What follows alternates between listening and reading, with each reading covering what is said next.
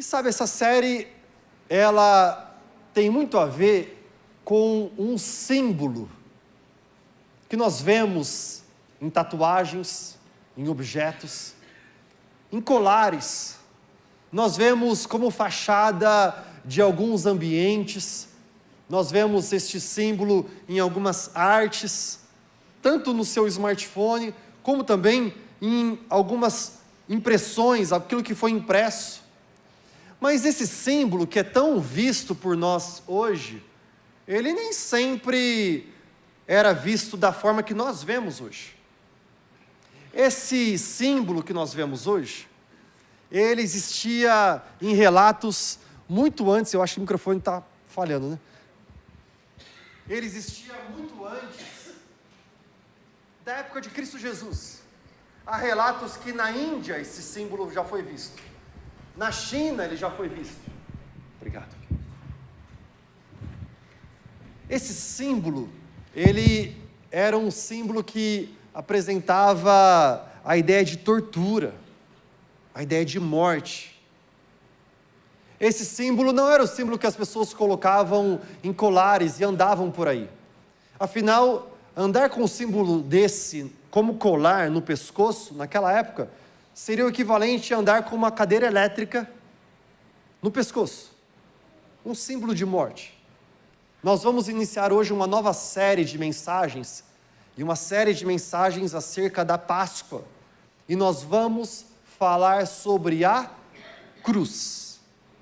O título da nossa série de mensagens é Crux, que é a palavra cruz em latim. Nós teremos um texto que base para nós hoje, que nós vamos aprofundar numa leitura para compreender um pouco mais acerca da cruz de Jesus. Eu creio que muitos de nós não entendemos claramente o poder, a autoridade, a revelação da cruz. É por isso que o título da mensagem de hoje é este, uma revelação radical acerca da cruz de Jesus. Eu quero te convidar você a abrir sua Bíblia no livro de Mateus, capítulo 26. Mateus 26, versículo 1. Nós veremos aqui num estudo nosso, 3 corações diferentes revelando valores diferentes acerca de Cristo naquela cruz. Mateus 26, versículo 1, diz a palavra de Deus. Está desse lado. Eu vou mudar para cá.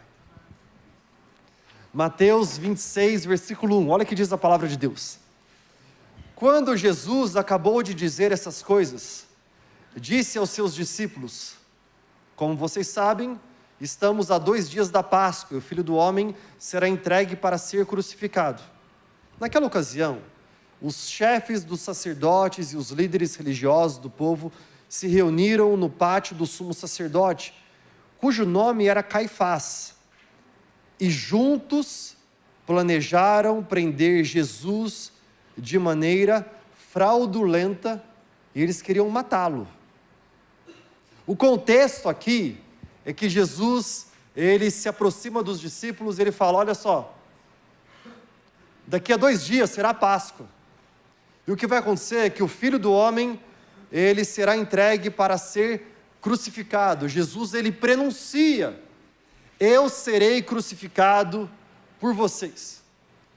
A morte de Jesus, ela é uma morte que ela carrega um sentido muito profundo. A cruz é um objeto de exposição, de vergonha pública. Quando os romanos, eles adotam a crucificação, eles estão adotando um meio de morte, um meio de justiça, que é proclamado ao norte, sul, leste e oeste, aos homens: ei, esta pessoa morre de forma vergonhosa, para que haja então um aprendizado de todos com relação a isso. Jesus, ele prenuncia, ele diz aos discípulos, ele fala: daqui 2 dias, a Páscoa está chegando, daqui 2 dias, eu serei crucificado, eu vou ser entregue para ser crucificado. E esse versículo falou aqui para nós, que neste momento, os chefes dos sacerdotes e os líderes religiosos do povo se reuniram no pátio do sumo sacerdote, que chamava Caifás, e juntos planejaram prender Jesus de maneira fraudulenta, ou seja, vamos cometer uma fraude, vamos manipular toda a história, e vamos fazer com que Jesus seja preso, e mais do que isso, vamos manipular toda a história, de tal forma que todo mundo vai ser ok, vai falar tudo bem para nós matarmos Jesus. Nós vemos aqui, que os homens que fazem isso, são exatamente os homens que deveriam fazer o oposto. Quem é Jesus? Jesus, ele é o Rei dos Reis. Jesus é aquele que o profeta Isaías, profeta messiânico desde o Velho Testamento, 6 séculos antes, fala extensivamente acerca da sua vinda. Jesus é quem os judeus, eles oram e eles estão torcendo para que o Messias chegue logo. Este é Jesus. Jesus, aquele que durante gerações, mais gerações, mais gerações, profetas maiores e menores proclamaram acerca da sua vinda, e o povo de Israel espera por ele de forma ardente. De repente ele chega. Como João descreve, ele veio para os seus, mas os seus não o reconheceram. Os seus mais do que não o reconheceram, mais do que isso. Sabe o que eles fizeram? Eles rejeitaram ele que é a pedra angular, a pedra fundamental. Jesus, ele tem um valor para os sumos sacerdotes, ele tem um valor para os sacerdotes, os religiosos. Qual o valor de Jesus para eles? 0. Sabe o que Jesus fazia? Quando Jesus veio, ele apresentou um reino de ponta cabeça. Os líderes religiosos, eles estavam acostumados com uma pirâmide de prestígio social e religioso, a partir da forma que eles viam o mundo à sua volta como, olha só, eu cheguei neste nível e agora eu sou um sacerdote, todo mundo precisa me servir e me ver de forma diferente. Eles estão buscando serem servidos, eles querem viver com a gordura do povo, eles querem viver com as carnes boas que o povo pode entregar. É um sistema religioso tão voltado à manipulação e prender as pessoas, que eles estão acostumados a isso, e Jesus, quando ele chega, ele rompe isso. Jesus é aquele que fala, ei, eu vim aqui para servir, eu sou servo de todos. Jesus é aquele que traz um reino de ponta cabeça, o que quer ser o primeiro, que seja o último o primeiro. Se vocês entenderem que o que vale na vida é mais dar do que receber, quando os sacerdotes ouvem tudo isso, eles falam, este homem é uma ameaça a nós, porque ele está falando que as pessoas precisam dar, mas nós não queremos dar, nós queremos apenas receber. Eles estabelecem um valor a Jesus, e o valor que eles deram a Jesus foi de 0, foi de nada. Na verdade, talvez alguns deles era até um valor negativo, ei, precisamos matar logo esse homem, porque o que ele faz prejudica o nosso sistema religioso.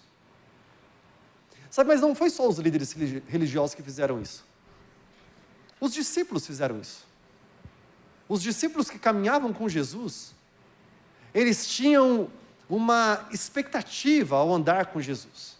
Quando eles andaram com Jesus, eles viram Jesus caminhando sobre as águas, curando os enfermos, fazendo milagres, multiplicando pães e peixes.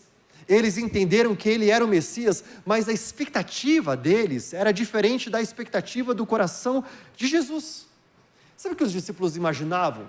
Eles imaginavam que Jesus seria então o rei dos judeus, que iria destronar Roma, eles juntos teriam todo o poder sobre os romanos, assumiriam um poder político, poder bélico, poder social, de tal forma que agora eles estivessem no topo da prateleira. Os discípulos imaginavam isso. Nós vemos isso claramente quando a mãe de Tiago e João chega para Jesus e fala assim: Jesus, viu, quando você chegar no trono, quando você assumir o trono, lembra de colocar um filho meu à sua direita e outro filho meu à sua esquerda. Imagina os discípulos, eles estão com essa expectativa, de repente, eles começam a ouvir Jesus falando que ele será crucificado, que ele precisa destruir o templo e um dia, em 3 dias, restaurá-lo. A forma que eles imaginam que eles chegarão ao domínio, ao reino, é muito diferente da forma de Jesus. Jesus apresenta uma entrega plena, e eles imaginam que o que vai acontecer vai ser um domínio pleno. Aí o que acontece? Um deles decide fazer algo. Vamos para o versículo 14 de Mateus 26. Então, um dos 12, chamado Judas Iscariotes, dirigiu-se aos chefes dos sacerdotes e lhes perguntou: o que me dareis se eu o entregar a vós? Essa frase, ela é muito importante. Olha a frase dos discípulos falando entre eles. Ei, o que ele está propondo, que é o reino, é diferente do que nós esperamos. Nós esperamos o que nós vamos obter com isso. Vamos falar a verdade? Não é exatamente assim como é nossas relações hoje.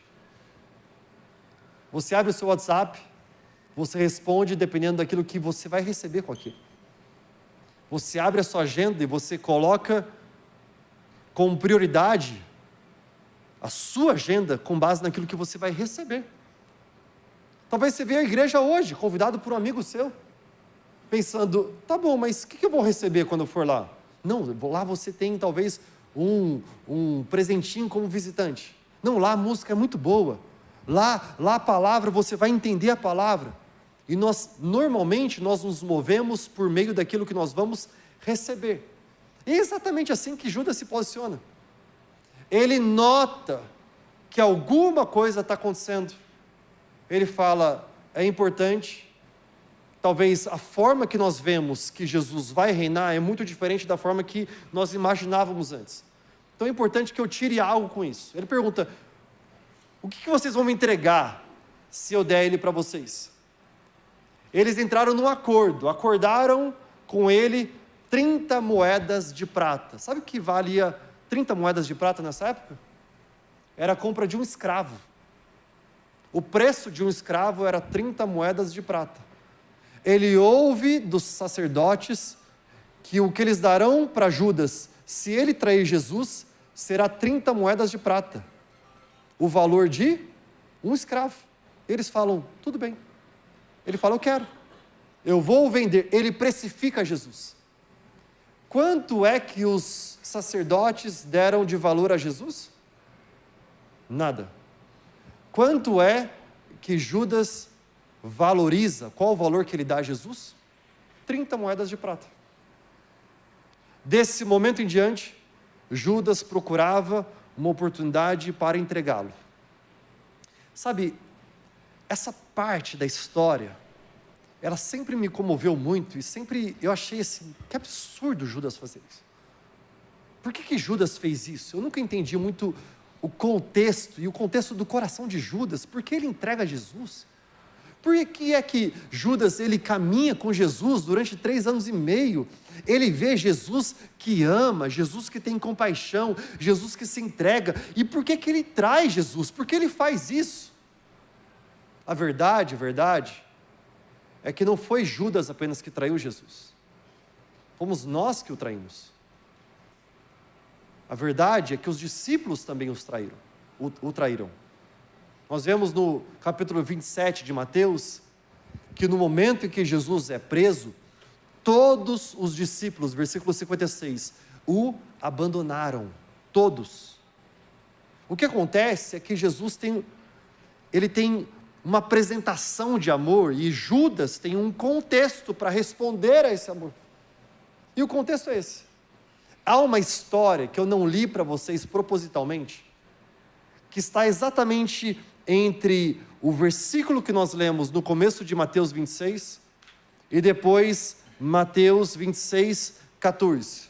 Há uma história a partir do versículo 6, que muda todo esse cenário para nós. Versículo 6 de Mateus 26.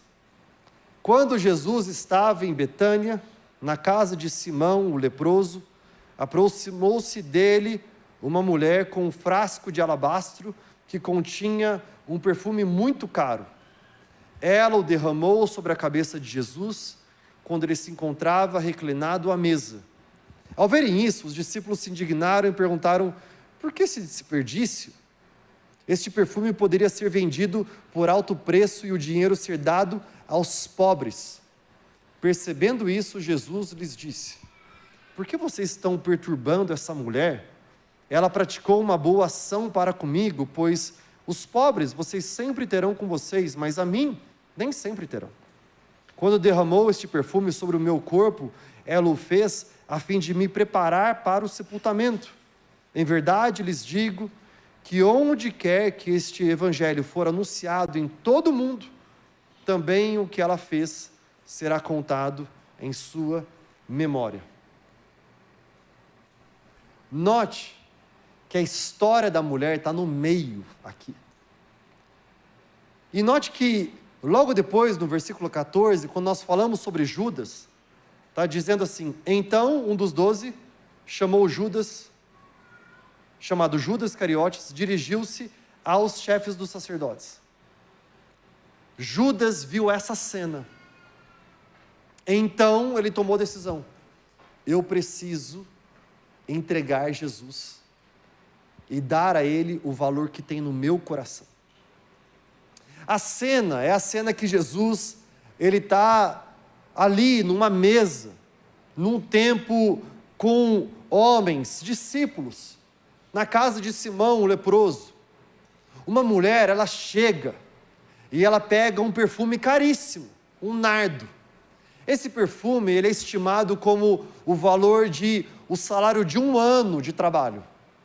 Imagina você trabalhar durante um ano todo, poupar recursos plenos no trabalho seu de um ano e você comprar um perfume.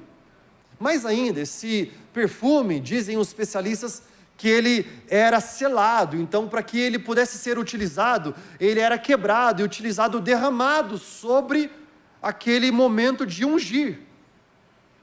Esse perfume, ele toma conta do ambiente todo, porque é exatamente isso que a adoração faz. Quando nós adoramos a Deus, Deus, ele habita no meio dos louvores, e a nossa adoração, ela impacta o todo, tudo. Nós temos aqui um contexto de que essa mulher, ela adora Jesus com isso. Os discípulos olham feio para ela. Opa, tá aí os discípulos, alinhados aos religiosos, aos sacerdotes. Note que os discípulos, eles têm, ao longo do ministério de Jesus, caminhando com Jesus, eles têm algumas práticas que não dá para entender. As crianças chegam até Jesus, eles querem tirar as crianças de Jesus. E quando eles veem uma situação como essa, ao invés deles valorizarem aquilo que ela faz, ela tem adoração plena a Jesus. Sabe o que eles fazem? Eles criticam.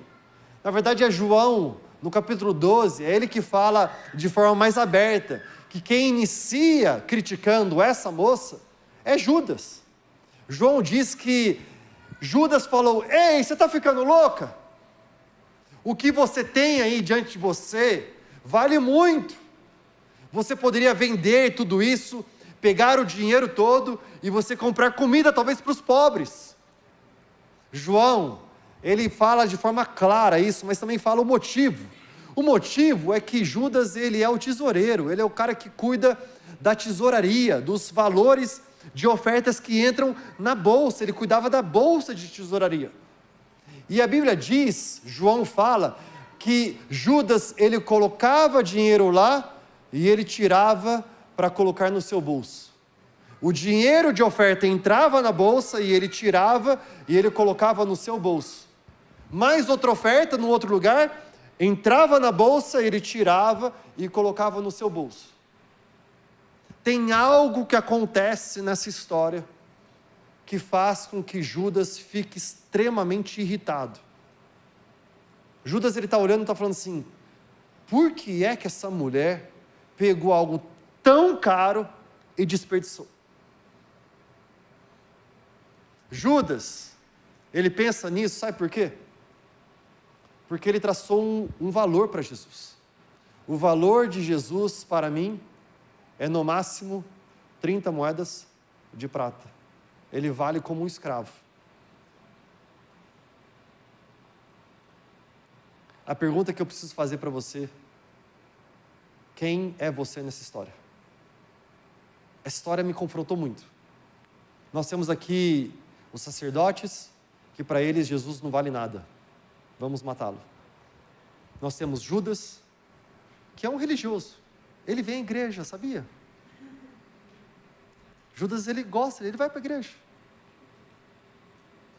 Ele se acostumou tanto somente com o sistema religioso, que ele se preocupa muito mais: o que é que eu vou tirar com isso? Nós vemos no mundo hoje, como falei para vocês, que tem muito mais a ver com o que eu vou receber para que eu possa dedicar a minha atenção. O que eu vou receber com isso? No momento em que Jesus é confrontado pelo sumo sacerdote e pelos sacerdotes, neste momento, o que acontece é que eles querem falar para Jesus: Jesus, se alinhe ao nosso sistema religioso. Jesus não se alinha ao sistema religioso deles. Jesus está dizendo para todos: o meu reino é diferente do reino de vocês. Afinal, é Jesus quem diz, lá em Lucas 9, 23 a 25, se alguém quiser vir após mim, faz o quê? Negue-se a si mesmo, tome a sua cruz e siga-me. Para nós seguirmos Jesus, nós precisamos entender que o modelo não é o sistema religioso, o modelo não é Judas, só tem um modelo. É uma moça. No outro evangelho fala que ela é Maria. Diz que ela é aquela que chora, que derrama o perfume, que entrega o seu tudo. Sabe o que ela faz? É tão nobre e tão abundante que Jesus fala: onde a minha mensagem for pregada pelo mundo todo, o que ela fez será lembrado. Sabe por que isso? Porque foi necessário uma mulher não religiosa, uma mulher que não era do mesmo sistema de homens político, para entrar e ela mostrar uma revelação do coração de Jesus. O coração do homem é: eu quero receber, dependendo da qualidade do que eu receber, eu posso entregar. Nossa dificuldade muito grande hoje de relacionamento é por isso. Amizades. Muitas amizades, elas não desenvolvem, elas não começam bem, porque você fica muito preocupado naquilo que você precisa receber. Mas ele não me trata de uma forma que deveria ser legal. Mas eu esperava que ele já me falasse isso, eu já esperava que ele me ligasse, que ele... Nós temos a expectativa de receber. Namoros não acontecem por isso. Muitos namoros poderiam acontecer, mas é tanto que eu quero receber, precisa me satisfazer, precisa ser muito bom para mim, para daí depois eu ver se eu vou dar alguma coisa, que nós ficamos travados. Nós vemos casamentos que começaram bem, mas de repente entrou agora na monotonia, entrou no dia a dia, e aí a preocupação é muito mais: o que é que eu vou receber com isso? Não, o dinheiro é meu, eu lido com as finanças da minha forma. Aí você tem um marido bicudo lidando de uma forma, a mulher bicuda lidando de outra forma, e tudo pensando o que é que eu vou receber. Jesus, ele vem com outro modelo. O modelo de Jesus não é melhor receber do que dar. O modelo de Jesus é melhor dar do que receber. Afinal, é ele quem ensina os discípulos lá atrás: ei, Pedro, você quer me seguir? Larga tudo e me segue. Ou seja, você precisa dar. porque eu vim aqui para dar. Veja João 3,16, porque Deus amou o mundo de tal maneira que deu o seu Filho unigênito. Note o verbo utilizado, Deus deu o seu Filho unigênito, para que todo aquele que nele crê não morra, mas tenha vida eterna. O modelo do céu para a terra é um modelo de entrega. A revelação radical que nós temos da cruz nessa história é que a cruz, para os sacerdotes, tem valor de nada. A cruz, para Judas, tem o valor de 30 moedas de prata. Olha só que Filipenses diz para nós, eu quero ler com vocês, Filipenses capítulo 3, versículo 17. Olha que Paulo diz para os irmãos em Filipenses. Ele fala sobre como é que nós vamos viver conforme a cruz. Irmãos, sigam unidos o meu exemplo e observem os que vivem de acordo com o padrão que, como já disse repetidas vezes, é agora, e agora repito com lágrimas. Há muitos que vivem como inimigos da cruz. Uau! Ele está dizendo, ei, siga o meu padrão, olha para mim. Por quê? Porque há muitos homens e mulheres que vivem como inimigos da cruz de Cristo.